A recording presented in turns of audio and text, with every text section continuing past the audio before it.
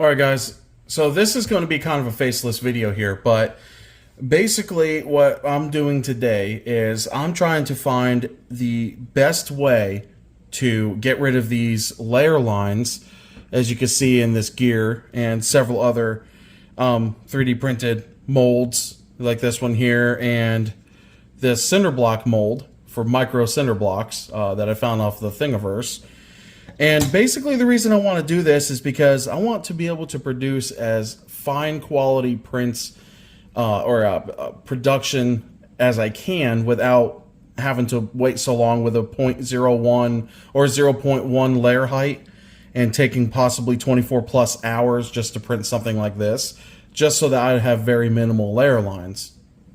So what I've been seeing is people use a ultimate polyurethane, water-based, made by Varathane. I'm not going to turn it because it's open here. And what I'm going to do is I'm going to take this paintbrush and I'm going to just liberally apply it to this gear. Ultimately, I'd like to put it on a much higher quality part like this right here, but this took me about 3 hours to print a print-in-place cat. But I do not want to waste this experiment on something like this. I didn't want to have to print that all over again. So I'm going to go ahead and start applying the water-based polyurethane. I've already shaken it up real good, and we're going to see how this looks. Now, just so you can kind of get an idea, let me zoom this in here a little bit. Here's the layer lines. A lot of people have been suggesting that I use polyurethane to get rid of these layer lines. And essentially all I'm doing is filling in the gaps between the layer lines to kind of hide. Without further ado, let's go ahead and start putting the polyurethane coating on this gear. I might do more than one coat, so we'll take a look at it and just see how it looks and go from there.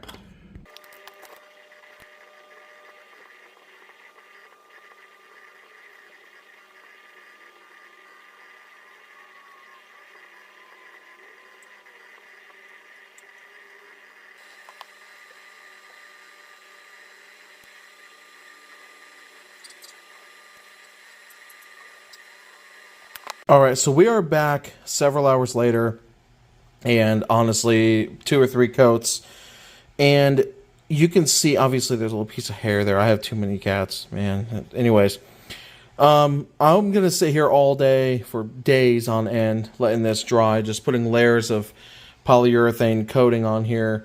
But I did, however, experiment with primer on a different part. In the beginning of the video, I did show this part, okay? Now, I had some imperfections when I was printing. This was during the time I was calibrating, and the funky squares there is because my plates, or my glass plate, was kind of messing up. But this is only 3 coats of flat primer, and I was a little bit light with it. I was afraid of runs and everything, but this stuff is kind of hard to make runny. But I wanted some ample time between drying.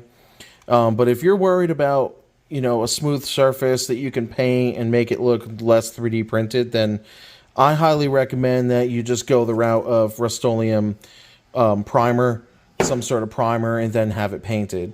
So I'm going to go ahead and do that to this gear. I'm going to go ahead and spray it down and see how clear it gets, but that'll be in a different video if anybody even wants to see it. I'll just go ahead and spray paint this side, but that'll be in another video like I said. But guys, if you like this content, please like, follow, subscribe, all of that good stuff. I'm trying to move over from TikTok to YouTube, so that's, you know, that would help my channel grow. But guys, I'm going to continue to make more content, 3D print content like this. I would love to kind of, you know, experiment some more and see what we can come up with. Thank you guys for watching.